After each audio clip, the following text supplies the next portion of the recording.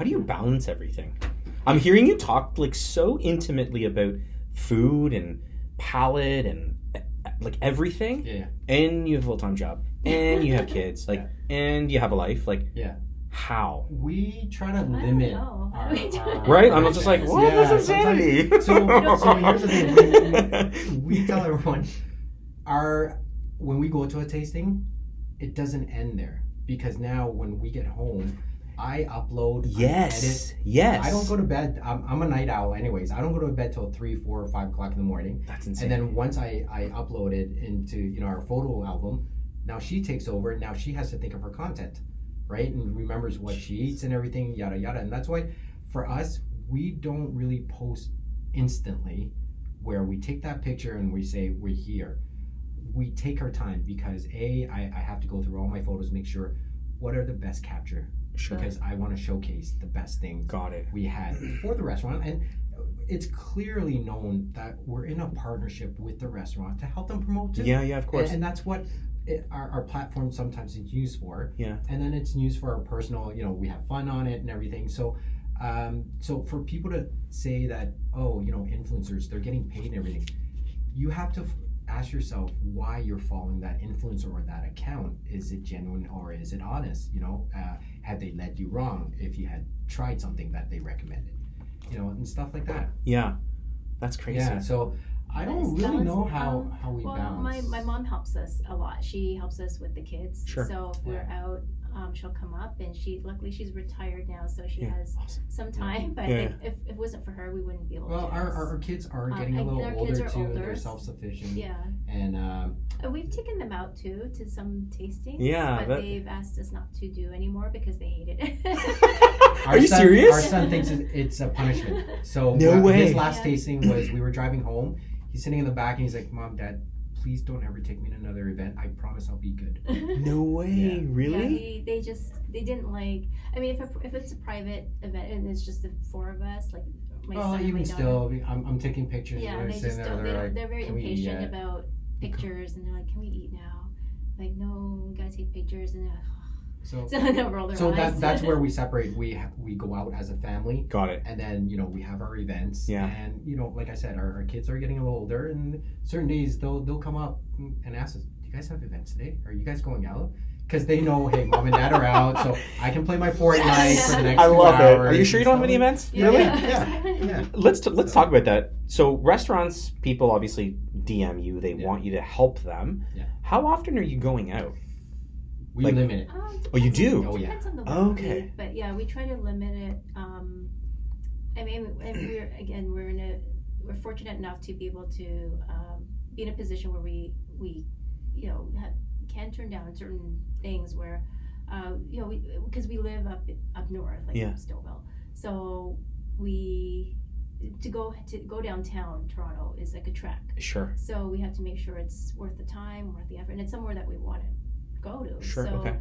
we also limit it because, of course, kids, family life, so we try to balance it out that way and say, okay, we're going to go out maybe twice a week, sometimes 3 times a week. Yeah. But and well, not also that is we actually do the research on the restaurants or the brands themselves. Good. It actually fits into what we're doing. Because if we don't believe in it, I mean, we've had other brands that reached out, and I'm like, this has nothing to do with food. I can see really how it's related, but how would we be able to help you? And or if there's brands that we wouldn't even buy from the grocery store for our family, so we would have to turn them down. So for us, we still stick to what, if we're gonna post something, it's something that our family or both of us will definitely eat and enjoy. It's funny you would mention that. You're just kind of like, but I'm my food nature. Like, I don't understand that's exactly how I felt when Devin sent me a message. Mm-hmm. And I'm like, but I'm not a foodie. But I just Foodie Fridays. But that just stemmed from, you know what? I see so many neighborhoods in and around the GTA. I love eating food. Yeah. Why not support a local restaurant? Yeah. Being like, hey, I'm in Cabbagetown, I'm in Richmond Hill, I'm in Stouffville. I'm gonna try it. Let's try it, but then also showcase it at the same time. Yeah. I just thought it to be really, really interesting that he had reached out to me. I think that was very clever of Devin to do that though, because it hits a different audience than what. Well, not just that. It's more so your channel or account is based on real estate. you still eat. Yeah. You still go out and buy cars. You still buy clothes. Yeah. So you're still the demographic or the target. Sure. Like, I mean, you're still a consumer of all these products. Yeah. For us, is if a brand reaches out, it's something that we don't believe in, Got or it. we don't buy ourselves for our family. Okay. Then that's where we, like Nat says, we're blessed to be selective. I guess we're more selective now of who. I mean, when we first started off, every invite, oh my God, we're getting invited. Yeah, you know? And then it's just a natural progression. I mean, at the beginning, of course, you get excited, and you know, not to say that we don't get excited now. It's just that, you know, we have to consider, you know, our time and, you know, the kids, like, being a priority, and you know, making sure that, you know, whatever happens is worth the time that we spend away from the kids. Sure. So and it's not like we're making money, so you got to remember too, all these Can events. we talk about this, because this is something that everyone always asks. Yeah. Always asks. Let's just get right into it. How much do you get paid? We don't. Really? So where we make That's the from money, that's Wow. passion. Okay. where we make the money, when restaurants or brands reach out for me to take pictures for them, for them to post. Yeah. Got it. Because Okay. they appreciate you know, my photography skills, I guess. I don't know. They're amazing. He does, They're amazing. Thank He you. does take Thank you. photos for certain restaurants, so we've been able to turn that into sort of a side business. Great. Okay. But as far as Instagram itself, very, like, I mean, there's, you know, definitely some sponsored posts, Sure. but it's nothing. It's at the end of the day, it's like just gas money. Got it. You know? Let's put it this way. Wow. To go back, there is money to be made. Sure. It's how much and how much work you want to put into it. Got it. We've met people that have 250,000 followers. They still have a full-time job.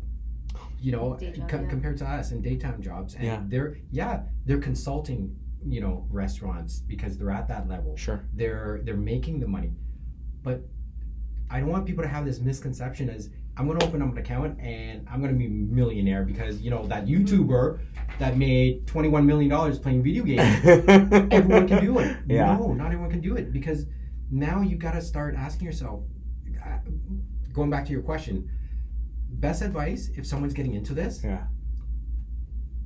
hone in your craft, your creativity. Yeah. How do you differ yourself from the other foodie accounts And or the also, lifestyle accounts? I'm Also- straight. You guys are so You guys are Oh, so goodness. awesome. Honestly, because this is the truth. It is. But also it keep is. in mind, it's again, it doesn't. I mean, I think the best influencers sort of make it look easy, but it's a lot of work, and I don't think a lot of people understand how much work goes into it. It's not a 9 to 5; it's a 24/7 job. Yeah. And this is why, you know, part of the reason why we don't do it full time is because, you know, we can't dedicate 24/7 to it. But it is, it takes up a lot of time, and you just really have to. And it's possible. We know people who have actually quit their day jobs to do this full time. Wow. Okay. Turn it into a marketing agency, you know, No, but helping even an brands. influencer full time. So I mean, good for them. Like, they're following their passion, and, you know, more power to them. But it's a lot of work. And I think you wouldn't do it if you didn't love it, right? Yeah. It comes back to the old adage, right? Like, pursue your passions, right? Yeah. Like, I think it's so true, because when you're doing it, like, it's crazy. Like, I'm gonna be honest, as busy as you are, knowing that you're doing this and you're not getting paid to go out and help promote a restaurant, that's from the heart. Like, that's really, really genuine. It's, like, that's our enjoyment. Well, I mean, but knowing that you're able to help people, like, help that mom and pop that's shop. the best feeling, though. Yeah. I mean, we've met people who we met, you know, a few years ago, and they're just starting, and they're like, you know, Oh my gosh. you know, opening up their business, and, you know, they're struggling, and their dream is to open up a restaurant, and we've been able to. It's just a good feeling to being able to be just a small part of that journey, and seeing them now, and they're thriving, and they're, you know, getting so much business, and they're realizing their dream. It's, you know, that is sort of, you know, the You're changing lives, like that's the best feeling. That's that's part the of best- reward or the payment that we love the most. Yeah. You know, like, don't get us wrong, you know, we do get sponsored where we get paid on a post and everything. Sure. But that's a small percentage. Like, if a mom and pop, going back to the mom and pop shop that just opened up, we want to go and support those people. Okay. You know, and we don't ask for money. Our first question is not how much, is, oh my God, why did you open up the restaurant? Sure. We learned about the history, and if it's like amazing story behind it, we're like, what do you want to Does it align with you, right? Because you mentioned that. And we've met amazing business owners. There's just people who we've learned their life story and their history, and we're like, it just sort of, it makes the food taste better because you know where it came from. Yeah. I agree with that 1,000,000%. 1,000,000%. You had told me about the Vietnamese restaurant out by the airport. Yes. Right? Yeah. And that story. And like, it's such a popular place, but it's in the middle of nowhere. Exactly. But the story's tremendous. Yeah. You walk in with these preconceived notions. Yeah. How can you not love the food if there's that much like life into the food, right? Yeah. Do you remember the first DM that you received from a restaurant to be like, hey, come out and help? I'm putting you on the spot. Let's see if you both have the same answer. Not from a restaurant, but our first DM for an event was from Feed My Phone, so Patrick. Okay. I automatically thought this is how guys are picking up girls online.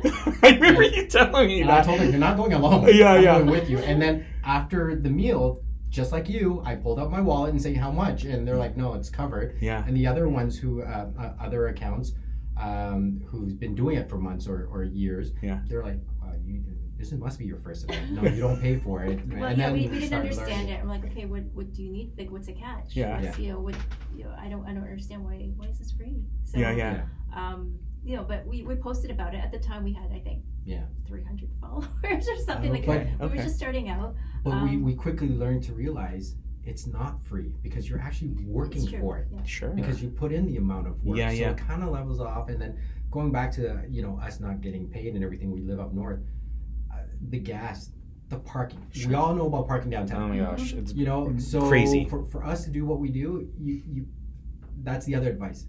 Be passionate, be ready to do the work. Yeah. It's not some fly-by-night or you take out your phone, click that, post it with 4 or 5 words, and don't expect you're going to get DMs and invites. Yeah.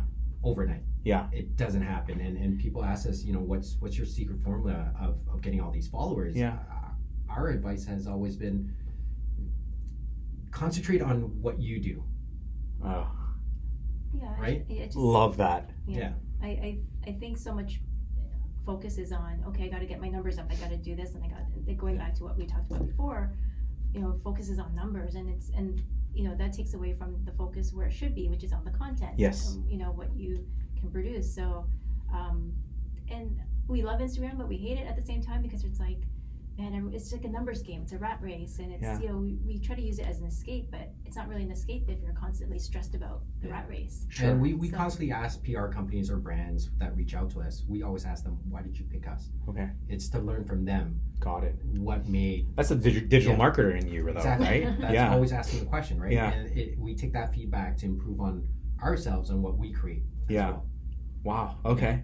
Yeah. So Instagram love-hate relationship. So this leads in perfectly to my next question is, what do you wish you had known, I guess maybe learning as you've learned through the process, you wish you had known when you had started? So learning everything now, what would you tell yourself 4 years ago when you had started this journey that you've learned in this process, in this journey? A very good question. The thing is, the space has changed so much since we started. Okay. That I don't even know, like, even if I were to tell myself 4 years ago, this is, what you should know now, it's changed. Sure. So it probably wouldn't even apply at that because time. that's the whole, going back to the whole digital world. Sure. It changes on a weekly, monthly. Okay. Going back to Instagram's algorithm, it changes on a microsecond. Okay. And it's always the people who are chasing for that likes and that making their post viral. That's where the bad apples come into play. Yeah. And they do certain tactics to surpass that algorithm. And you can see it. So the landscape has changed a lot. Sure. We've noticed it in about 1.5 years. Okay. And from where we started, it was all genuine, passionate people. And there are people who are just starting out very passionate. Yeah. Just because you open up your account today doesn't mean you're a newbie. You could have been eating for the last 20 years, enjoying food. Yeah. Right?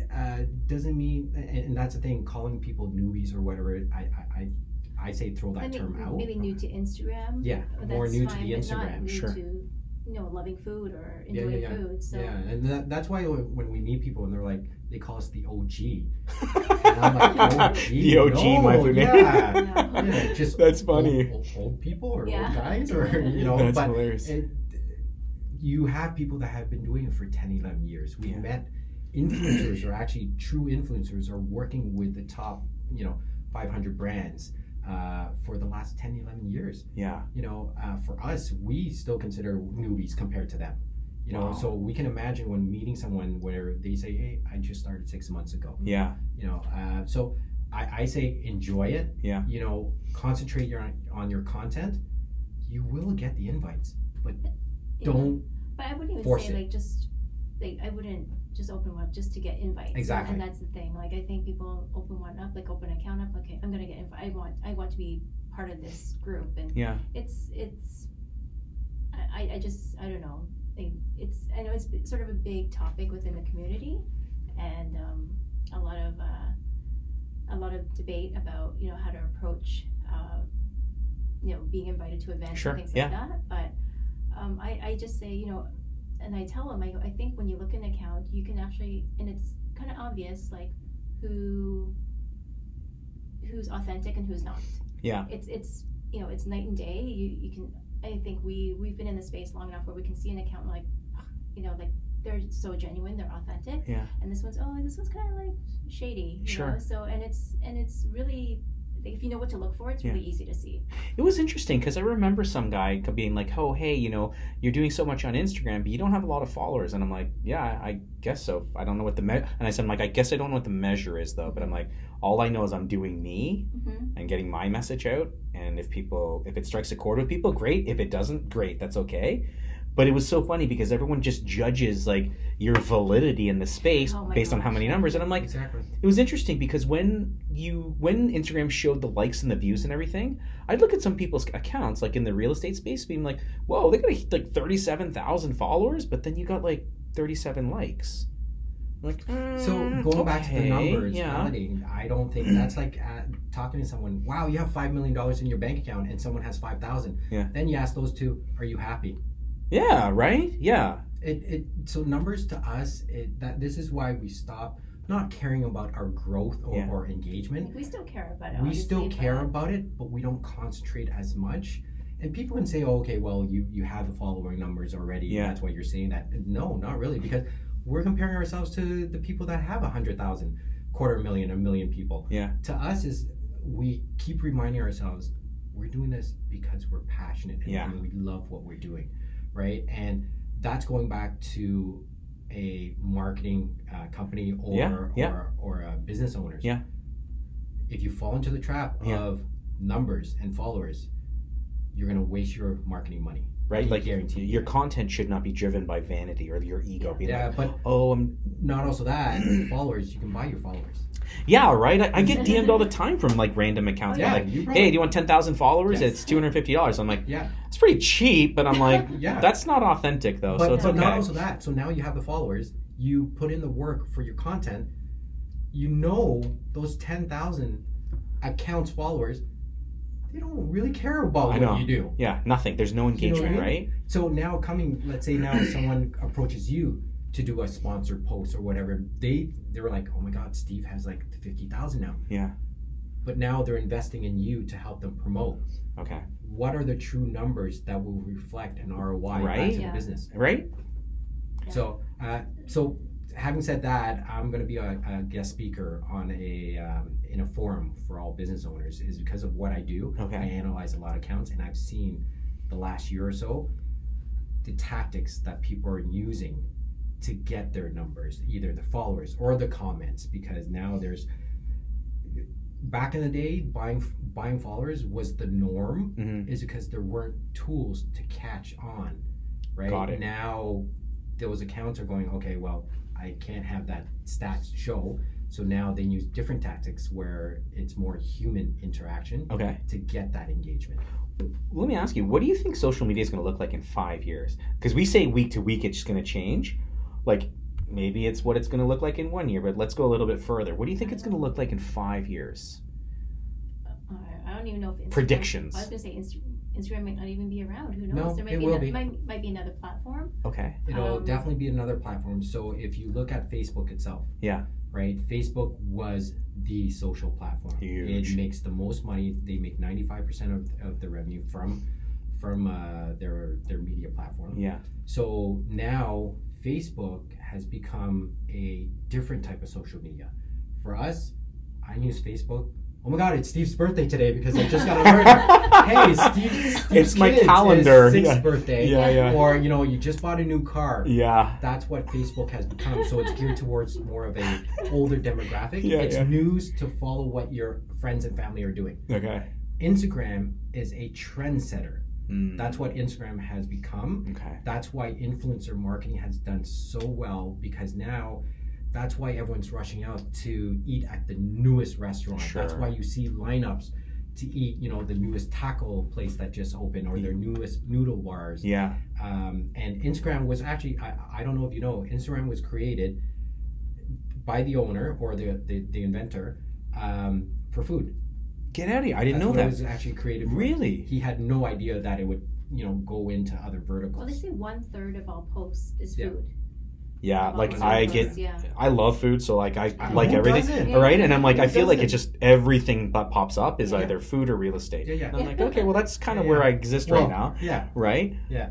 So, But- do you think Instagram's going to be around in 5 years? You say yes. You say no. I don't know. Or do you say, yeah? And I think another platform will eventually take over. Maybe coincide with Instagram. I think Instagram will be around, but I don't know if it'll be as hot as it is right now. Okay.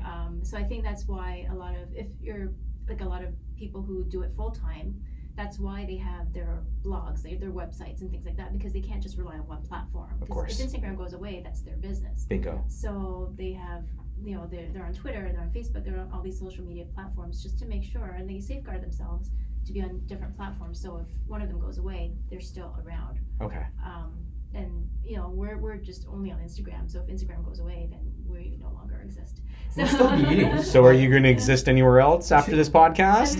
Probably. We have other channels, but like we said, it's a lot of work. It is. Yeah. But in terms of the next 5 years, I follow the industry very closely. Instagram will become an e-commerce platform.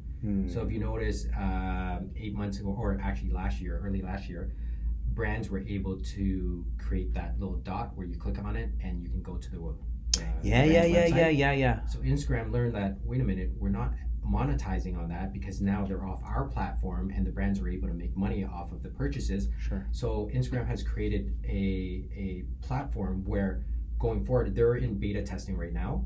So you can buy within. So they're going to become the Amazon. No way. That's crazy. And they make a cut. Yeah, and that's why Instagram changes their algorithm, because when they created this whole platform, they didn't realize the amount of money they're missing out, because now the brands are reaching out to, let's say, to us Directly to you. Yeah. Hey, we'll pay you $100 Yeah. for a post. Instagram is sitting there going, wait a minute, that we want to cut it Yeah, back. but that's my platform Yeah, you're Hence using. why they update their terms and conditions, Got and that's it. why there's guidelines, Got yada it. yada. Oh, So interesting. there's going to be a lot of Boosted posts changes. and things like that too. So Yeah. if we're entering a partnership with a business, Instagram was a cut of it.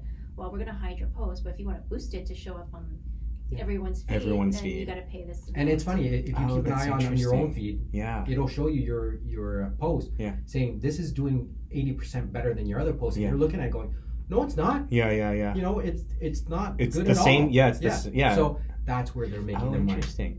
So, Okay, yeah. cool. Yeah. Let me ask you, because I want to get right back into the food. Mhm. Huge into the food scene. Do you agree on the same places to eat all of the time? Like, are your palates the same? I know you say balut and live squid, but like, let me ask you, are you drawn more towards one type of cuisine or restaurant opposed to the other? Oh, so you're saying yes? You're like, really? I would say cuisine. Is there a cuisine? Okay, so let me ask you: Is Okay. there a cuisine in particular that you're pretty gung ho on? Like, yes, like Yeah, more. my favorite cuisine is Korean cuisine, actually.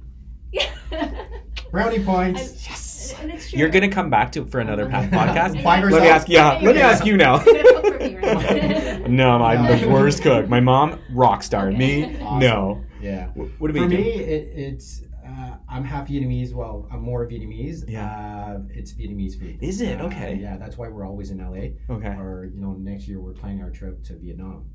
Oh wow. My mom passed away years ago, 6-7 years ago. So I haven't had like mom's home cooked meal. Yeah. So LA has Little Saigon. Yeah. And the food is phenomenal. It's as good as Vietnam. It is. Yeah. Wow. I think I think we're pretty, like, in terms of our we taste, love everything. We're pretty. I think our palates are pretty similar in that in our taste. As long as it's not spicy for her. Which is fine, but I think we gravitate towards Asian food. Sure. I mean, we love Asian food. I mean, we do go for barbecue or Italian sometimes, but I think every time we're out, we're like, what do you want to eat? It's like something Asian, like either sushi or Korean food or Chinese food or. But that's the one thing we love about Toronto. We keep telling people, since we dated, we've been going out. If you look at the whole food scene 5-10 years ago, it was blah. The big chain store restaurants were the ones where you would gravitate to go. Of course. Now, you pick any cuisine. You want Caribbean? Oh, we got to go to Scarborough. Yeah. If you want Korean food, you either go on Bloor Street or Uptown now. Yeah, exactly. We're probably one city that you name any cuisine, you can go eat. It exists. And that's one thing we love about Toronto. Crazy. And we've talked to chefs who actually from Japan, from LA, that they opened the restaurants here, and we always ask them, why did you choose Toronto? Yeah. So their feedback is we're more open to tasting new cuisine compared to others, and they love our culture. So we spoke to a chef who's from actually Japan, and his choice, he narrowed down, was actually 4: New York, Miami, LA, and Toronto, which are always the 4. typical, Yeah, sure. Right? And he chose Toronto because he loved our culture. Yeah. And we're more open to trying out new things. Wow. Yeah, and that's what we learned. So I kudos to Toronto. Yeah, huge, right? For us. Yeah, for Like sure. the most multicultural city. They say the most multicultural city in North America, right? Yeah, exactly. It's and like just proud Torontonians that we're happy to be part of the city. okay, awesome. I'm gonna end this off with a couple of lighthearted questions. Okay. Sure. So you can each share with us your favorite childhood food dish. Who'd like to go first? You go first. Oh, that's easy for me. So everyone who asks me what is my all-time favorite dish or what I've eaten. Yeah. So a lot of people don't know I was a boat person that escaped Vietnam. Okay. We traveled for weeks, and my cousin and I, or my family, didn't eat for about 3 days. We docked, I believe, in Malaysia. My mother had saw the next boat. They had steamed rice, and she asked them for a bowl of steamed rice with fish sauce. And my mother fed myself and my 2 cousins, and that has been the best meal of my life, and I will always remember that. And this is why I became a foodie, because food is not just about eating, it's about the experience. If you notice, when you go out or eat at home, Well, there's always memories. it's your time with your friends and family. Yeah. So to me, a steamed bowl of rice with fish sauce has been my best meal. Wow. Yeah. Wow, that's getting goosebumps. yeah, seriously. Wow. For me, I think it's similar in the sense that it's like just reminds me of home. Is so I'm Hakka. Okay. So and where my parents are from, it's like, and so Hakka food, I think there's a misconception in Toronto about what Hakka food is. Yeah. So Hakka food that we see here, that people consider Hakka food, is really Indian Chinese fusion. Sure. Hakka food that I grew up with is like you can't get in restaurants. It's more like your preserved vegetables, like home cooking, a lot of preserved Well, items. you also have to separate the two, because Hakka, you have your Hakka Indian Chinese. No, but you were born in Jamaica. No, but they don't eat that at home. Yeah. That's what I'm trying to say. Yeah, So at home we ate, because there was we lived my parents lived in the countryside. They didn't have any refrigeration, so everything was preserved. Wow. Yeah. So that's what I grew up eating, and that's what I still love to this day. There's preserved fish and preserved meat, and eating that was just rice and soy sauce, and with a bowl of soup on the side. It's sort of what I miss, actually, because my mom still cooks, but she doesn't cook like that much anymore because my dad passed away 15 years ago now, and so she doesn't really cook like that often, but when he was alive, she cooked like that all the time. Yeah. So I miss that it's just memories, and I think that's what Tony was saying too. It's just food is tied to memories, and when you think of your memory, you think of the food that you ate, and it just it's not the most expensive. It's not the Michelin star restaurant. It's my other favorite experience was being in Thailand, sitting on a stool. It was 50 degrees, sweating my pants off, and this old grandma was cooking for me, and I ate there for the whole time. Yeah. And at the end, I was calling her mama, and I didn't even have to order. Yeah. I would take clients out to rooftop dining and everything. Yeah. I would save my stomach and run back to the alleyway. To mama, yeah. Yeah. Because you're not going to get that experience here. Yeah. I can have the rooftop, the Michelin star, the 5-star restaurants anywhere you travel, but that experience, you can't beat. Those have been the best answers I've ever received on this question ever on this podcast, because it's so deeply and intimately related to an experience. Yeah. It's tremendous, right? Yeah.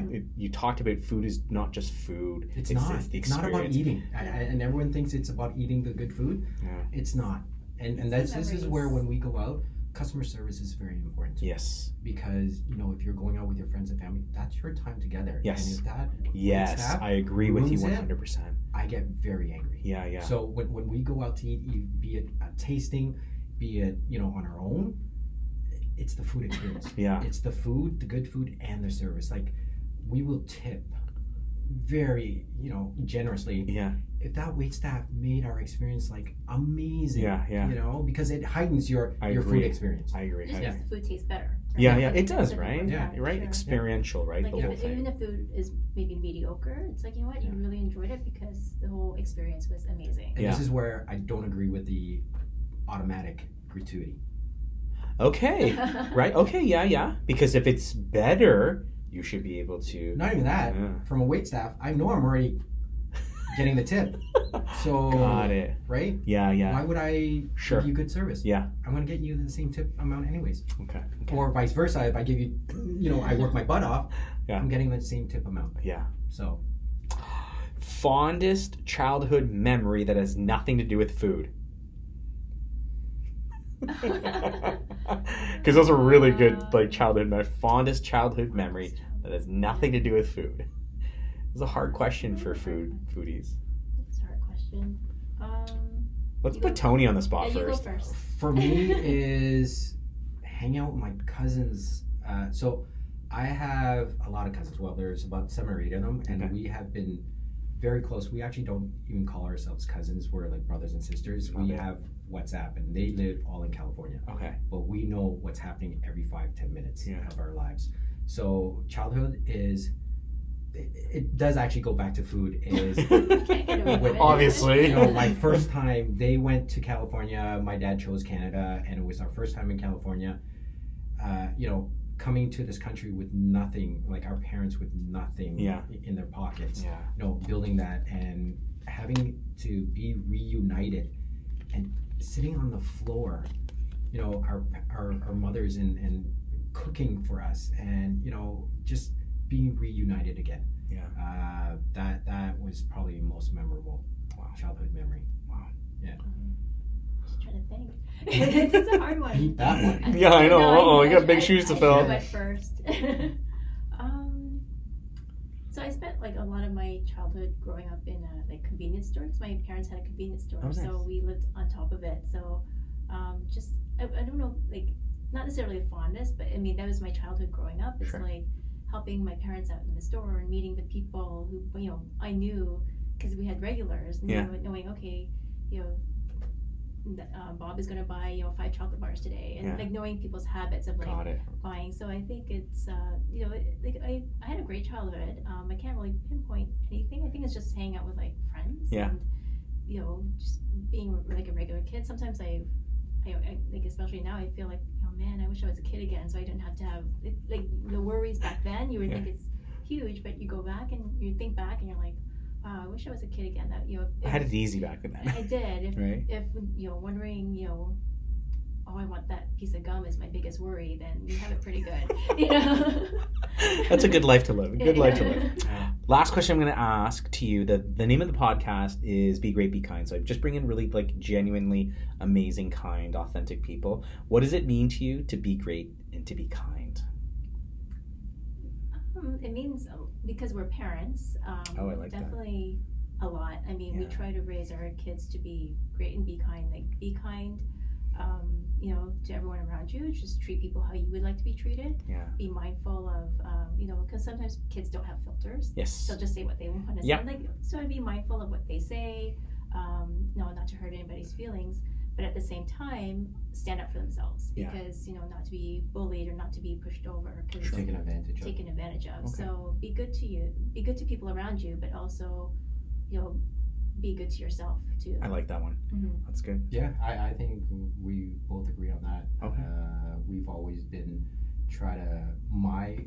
ever since I've been growing up is always be good to people around you. Good shit Yeah. come back to you. It comes back to the karma. Yeah.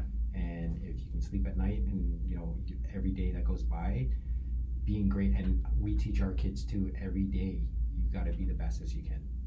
Love it. You know? I love it. Sure. Guys, thank you so much Thank you. for sharing your time. You're so incredibly busy. So getting like a little bit of time from you means the world to me. Where can everyone find you right now? So I know you're on Instagram, My Food Nation. Where else do you exist in this social world for people to find you? We bought our domain, about 2 years ago. Okay. And because of what I do for a living, Sure. our website's not even live yet. We started If putting someone together. can educate me on how to use, like, build a website or like how to use a website. Okay. Well, everything's there. make a It's blog just post. I for her to post. I Yeah. don't know how to use it at it's- all. Yeah. So, But yeah, no, mainly it's Instagram. Instagram? Okay. Instagram. We're on Email. Facebook. We're on Facebook, we have YouTube, but we're Twitter. slowly getting into video. Good. Instagram is our Twitter main as well. platform. So, like I said, if Instagram went away tomorrow, we'd probably disappear. Okay. But yeah, email, like, you know, we answer DMs all the time. All the time, right? Yeah. So we try But to we're answer. we're evolving, so Yeah. you'll Yeah. start seeing us on different Yeah, we've channels. been Love it. We've been Yeah. showing our face a lot more Good. than we used to. Yes. Which is sort of I don't know if it's good. It's a new It's good. it's a new area for us. Yeah. So but yeah, we were just saying this month alone we've been asked to do videos or interviews and podcasts, and we're like, Yep. it's kind of crazy. Yeah, Since we've it never is. really Yeah. we were always shy being in front of the camera. Yeah, so. yeah. Well, good. I'm glad you're bursting out of your comfort zone. Yeah, exactly. But anyways, thank you guys so much for your Thank time you. again. I Awesome. look forward to continuing to build our friendship For sure. in the many years to come. Yeah. Thank you. You guys know the drill. Be great, be kind, everyone. Take care.